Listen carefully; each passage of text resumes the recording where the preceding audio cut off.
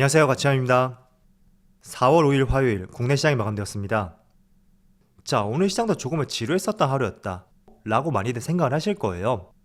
지금 지수의 흐름을 보더라도 별다른 등락도 없이 오전장에는 하락세를 보여주었고, 그리고 나서 계속 우측으로 기어가는 모습이 나왔습니다. 그렇다 보니까 특정 업종을 제외하고 움직임도 별로 없었을 것이고 상당히 지루함을 느낄 수 있었던 하루였던 것 같습니다. 자, 어쨌든 코스피는 강보합으로 마무리되었고, 그리고 코스닥은 그래도 0.5%의 상승을 보여주었네요. 자, 이어서 시가총액 상위 종목들을 볼게요. 먼저 코스피.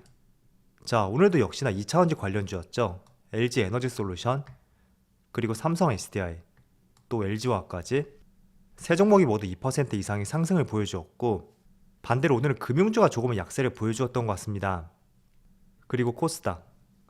오늘 코스닥도 2차전지 소재 기업들이 강세를 보여주었고, 또 다른 시각으로 본다면 에코프로 관련주였죠. 에코프로비엠하고 에코프로 모두 6%와 12% 굉장히 큰 급등을 보여주었습니다.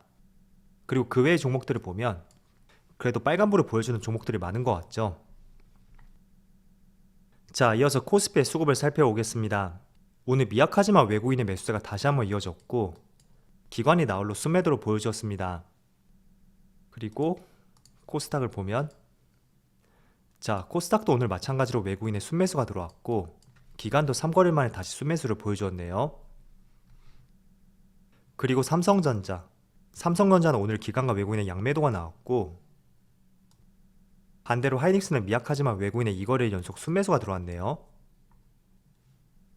자, 그리고 모처럼 60만원을 돌파했던 삼성 SDI 역시 오늘 기관과 외국인의 많은 순매수가 들어왔고, 그리고 이어서 LG 에너지솔루션 마찬가지로 기관과 외국인의 많은 순매수가 들어왔죠. 자, 기관은 3월 14일부터 지금 거의 한 달째 순매수를 보여주고 있습니다. 자, 이어서 주차별 매매 동향에 대해서 살펴보도록 하겠습니다. 4월 5일 외국인이 가장 많이 매수한 종목은 카카오, 네이버, 에코프로, LNF, LG 에너지솔루션, 이렇게 다 종목을 순매수 상위종 올렸습니다. 자, 오늘 외국인은 극명하게 나뉘는 것 같죠. 인터넷 관련주를 가장 많이 매수했고, 그 뒤를 이어서 다 2차전지 관련주죠. 자, 이어서 기관은 LG 에너지솔루션, 삼성 SDI, 에코프로비엠, 에코프로, 카카오, 이렇게 다 종목을 순매수 상위종 올렸습니다. 자, 기관도 마찬가지로 2차전지 관련주를 굉장히 많이 매수했네요. 자, 이어서 글로벌 증시의 흐름을 살펴볼게요. 어제 또 미국 증시가 한 번에 상승을 보여주었어요. 한 3일 정도 이렇게 조정을 보여주었다면 어제는 다시 한번 나스닥이 1.9%의 상승이 나왔고, 종가가 최고가에서 마무리가 되었죠. 그리고 S&P 500도 마찬가지로 0.8%의 상승과 함께 종가가 거의 최고가에서 마무리되었습니다.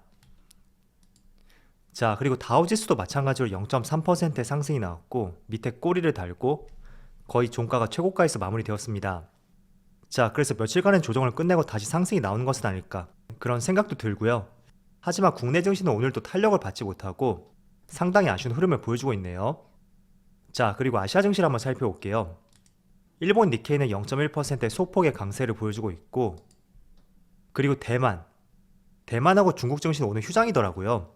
그리고 어제도 휴장이었는데 제가 어제 마치 개장을 한 것처럼 그렇게 말씀을 드렸는데, 다음부터는 이 부분을 꼼꼼하게 확인하고 말씀을 드릴게요.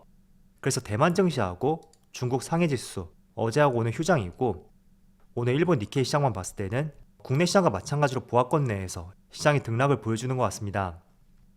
자, 그래도 오늘 같은 경우에는 2차전지의 강세가 돋보이는 것 같아요. 자, 일단 2차전지는 미국의 테슬라죠. 이 테슬라에 상당히 영향을 받고 있다, 그렇게 볼 수가 있고, 자, 지금 보시면 3월 중순까지 테슬라의 주가입니다. 10월달하고 그리고 1월 초, 이때 두 차례 직전 고점을 형성했었고, 거의 2달 반 정도 주가가 크게 급락이 나왔었죠. 그런데 3월 FOMC 발표와 함께 그때를 기점으로 해서 지금 얼마나 올랐을까요? 49%, 50%, 정말 어마어마한 상승을 보여주었습니다. 자, 그래서 최근의 흐름을 보시면 다들 3월 중순을 기점으로 해서 반등이 나오고 있죠.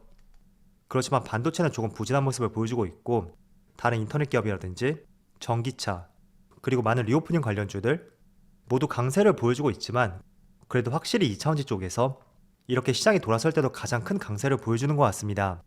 자, 그 말을 뒤집어서 본다면 두 가지로 우리가 해석해 볼 수가 있겠죠. 첫 번째는 지금 테슬라가 50% 가까운 상승이 났거든요. 물론 테슬라만의 충분한 자체적인 이슈도 있습니다. 예를 들어 테슬라 자동차 가격 인상이라든지, 그리고 어제 같은 경우에 트위터의 지분을 인수함에 따라서 일론 머스크가 최대 주주로 등극을 했었죠. 자, 그렇지만 이런 부분은 하나의 플러스 알파로 볼 수 있고, 일단은 본업 자체에서 시장 규모로 논하는 것은 아니에요. 그 성장성 하나만 봤을 때 단연코 반도체라든지 리오프닝 관련주, 그리고 제약 바이오, 그쪽 업종에 비해 가장 성장성이 두드러진 업종이 될 수 있고, 그렇다는 것은 이렇게 시장이 돌아설 때는 가장 최우선적으로 그리고 빠르게 그렇게 반등이 나올 수가 있습니다. 그래서 제가 과거에도 이런 말씀을 드렸을 거예요. 제가 단 하나의 업종을 매수한다면 저는 단연코 2차원지를 매수할 것이다. 그런 의견도 이런 맥락하에서 연결해 줘 보신다면 이해를 하시는 데 조금은 도움이 될 것 같습니다. 자, 그래서 어쨌든 테슬라는 지금 직전 고점까지 주가가 많이 상승이 나왔었죠. 그래서 이런 좋은 기운이 국내 시장에도 전달이 되는 것 같고, 마찬가지로 LG 에너지 솔루션도 3월 중순에 이때 정말 곡소리가 나왔을 거예요. 본격적으로 코스피 200에 편입됨에 따라서 공매도 표적이 되었고 30만원 이탈할 것이다. 그런 분위기가 조성이 되었습니다. 그렇지만 이렇게 가파르게 상승이 나오고 한 일주일 정도였죠. 약간의 조정 구간을 거친 뒤에 다시 오늘도 강세를 보여주는 것 같고, 또 삼성 SDI 이 종목도 마찬가지예요. 이 종목은 이틀 정도 조정을 보여주었죠. 어제 같은 경우에는 장중한테는 4%까지 굉장히 낙폭을 키우기도 했습니다. 그렇지만 종가는 보합에서 마무리되었고 오늘은 2% 이상의 상승을 보여주고 있습니다. 그리고 소재기업 에코프로비엠도 마찬가지고요. 오늘 5%의 상승이 나오고 있고, 또 대주전자재료 마찬가지로 4%, 그리고 LNF는 별다른 조정이 없었기 때문에 오늘은 상대적으로 보합권 내에서 움직임을 보여주는 것 같습니다. 자, 그래서 여러분들이 조금은 중장기적인 관점으로 볼 때 너무 어렵게 생각할 필요가 없을 거예요. 항상 우리가 주식시장을 본다면 하루에도 정말 수십 가지 재료가 발표가 되고, 또 대외 변수, 정말 살펴볼 수 있는 요소들이 정말 많습니다. 그렇지만 그런 부분은 조금은 단기적인 스윙 관점에서는 분명히 검토를 해야 되겠지만, 내가 조금은 중장기 관점으로 투자를 한다. 그렇다면 너무 이런 대외 변수에 대해서는 조금은 귀를 닫고 그 시장의 성장성 있죠. 그걸 보고 베팅하는 것이 가장 현명한 투자 방법이 될 수 있습니다. 제가 어제 이런 말씀을 드렸을 거예요. 지금 삼성전자 같은 경우에는 충분히 실적은 좋습니다. 그렇지만 과연 연말과 내년, 그때도 이런 실적을 보장할 수 있는지, 거기에 대해서 다소 먹구름이 꼈고, 그런 부분이 주가의 상승으로 연결이 되지 않고 있는 하나의 이유가 될 수 있다고 말씀드렸어요. 그리고 파운드리 같은 경우에도 많은 경쟁사가 투자를 늘리고 있고, 또 물량이 TSMC로 넘어갔다. 이런 의견도 나오고 있죠. 자, 그런데 반면에 2차전지 같은 경우에는 충분히 분기 실적은 조금 저조할 수도 있습니다. 그렇지만 다른 업종들에 비해서 그 회복 기간이 짧다고 볼 수도 있고, 또 부진한 실적을 보여주었다고 하더라도 빠르게 만회하고 성장할 수 있는 이제 초입 단계 산업인 만큼 약간은 다른 업종들에 비해서 탄력적인 측면이 강하다고 볼 수 있습니다. 자, 지금 전기차 보급력이 세계 시장의 5%가 채 되지 않는다고 하죠. 그렇다는 것은 이제 걸음만 단계라는 소리가 되겠죠. 그래서 지금 2차전지 산업이 2025년 혹은 2030년 만약 이런 시점이라면 지금처럼 크게 탄력이 나오지 않을 수도 있을 거예요. 그렇지만 시장 규모 대비 전기차 보급률, 전체 산업 규모에서 일부분만 개화되었기 때문에 이런 시장 규모를 보면서 중장기 투자할 수 있는 분들이라면 그런 부분에 포커스를 맞춰서 투자를 해보신다면 좋을 것 같아요. 그래서 앞으로도 한 번씩 급락장이 나온다면 저는 최우선적으로 2차전지를 다시 한번 매수하자, 그런 말씀을 전해드리겠습니다. 자, 그리고 본격적으로 이번 주부터 이제 1분기 실적 발표가 진행이 될 거예요. 삼성전자를 필두로 이번 달 말부터 다음 달 초까지 많은 기업들의 실적이 나올 텐데, 오늘 한국투자증권에 의하면 네이버의 인터넷 규제 리스크가 축소가 되었고 올해는 해외 시장 성과를 확대 기대할 수 있는 중요한 한 해가 될 것이다. 그런 전망을 내놓았습니다. 일단 한번 차트를 볼게요. 자, 지금 네이버의 차트를 보시면 확실히 바닥을 다지고 조금 반등이 나오긴 했어요. 그렇지만 본격적으로 다시 추세적인 상승을 보여주고 있다, 그렇게는 볼 수가 없겠죠. 그렇지만 조금 전에 기사를 보신 것처럼 네이버 측에서는 해외 성과 확대를 올해 핵심 과제로 삼았고, 또 지금 우리가 흔히 네이버에서 이용하고 있는 스마트 스토어, 이걸 일본에 출시함에 따라서 본격적인 커머스 사업 해외 확장을 진행 중이다, 그런 발표가 있었습니다.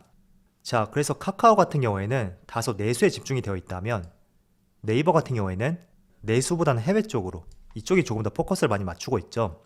자, 그래서 충분히 네이버와 카카오 저는 저점을 다졌다고 생각이 되고 내가 조금은 해외 사업 확장에 대해서 관심이 있고 점수를 부여하고 싶다. 그렇다면 네이버 쪽을 보시고 아무리 시장 규모가 내수가 작다고 하더라도 지금 당장 갚아는 실적에 기대감이 있다.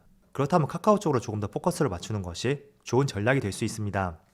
그래서 약간은 네이버와 카카오는 타겟 위치가 다른 것 같아요. 그 차이점이 일단 있고 또 두 번째는 카카오보다 네이버는 지금 당장의 성과보다는 조금 더 씨를 뿌리고 사업을 확장하면서 향후 미래의 성장을 기대하고 있는 기업 중에 하나이다. 이런 차이점도 있는 것 같습니다. 그래서 조금은 글로벌적인 시각으로 볼 때는 카카오보다는 네이버 쪽을 많은 분들이 선호하고 있으니까 약간은 투자 스타일 그리고 타겟 위치 이런 것도 하나의 차이점으로서 구분해 보시는 것도 좋을 것 같습니다. 자, 그래도 어쨌든 오늘 시장이 보합권 내에서 방향성을 잡진 못하는 것 같아요. 그렇지만 지금 60일선이죠. 여기서 단기 저항을 맞을 수도 있는 위치인 만큼 크게 밀리지만 않는다면 저는 상승할 여력이 충분히 더 많다고 생각이 되고요. 또 지금 이 부분에서 거래량이 많이 실렸거든요. 한번 비교해 보세요. 과거에는 이 정도였는데 확실히 거래량이 조금 실렸어요. 때문에 조금은 추세적으로 상승이 더 나올 수 있는 그런 시점이 다가오길 한번 기대해 보고요. 언제나 시장을 조금 더 긍정적으로 바라보자고 말씀을 드리겠습니다. 자, 그럼 오늘 영상 여기서 마치도록 하고요. 언제나 여러분들의 성공 투자를 기원하도록 하겠습니다. 감사합니다.